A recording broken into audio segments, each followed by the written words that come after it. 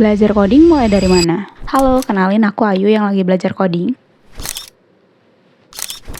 Agak aneh sih ini, padahal kontenku tentang perjalanan aku lagi belajar coding juga. Tapi ya, nggak ada salahnya kan, aku yang punya dua mencoba berbagi ke mereka yang punya satu ataupun belum punya sama sekali. Jadi, dunia perkodingan ini luas sekali. Role programmer atau developer juga banyak jenisnya. Ada machine learning, website, mobile iOS dan Android, desktop, dan lain sebagainya. Nah, untuk mulai belajar coding, kita harus pilih dulu nih mau masuk role yang mana. Karena masing-masing role punya bahasa pemrograman yang berbeda-beda juga. Kebanyakan pemula atau biasanya disarankan untuk pemula adalah pemrograman website. Kenapa?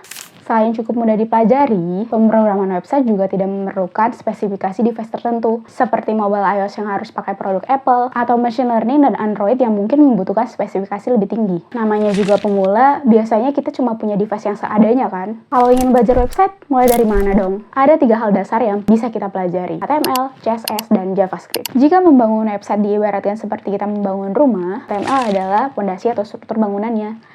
Dinding, atap, lantai, ada berapa kamar, ruang tamu, dan dapur di bagian mana.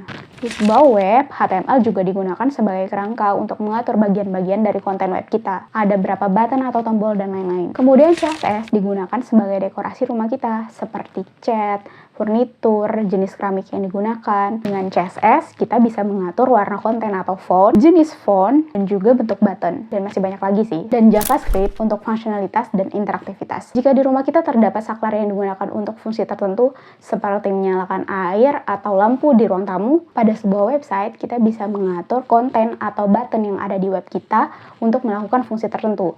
Misalnya, melakukan perpindahan halaman, atau menampilkan sebuah pesan. Hal ini dilakukan menggunakan JavaScript. Ada yang kurang nggak ya? Kalau ada, tambahin ya. Aku mau belajar lagi programmer kentang nih, bro.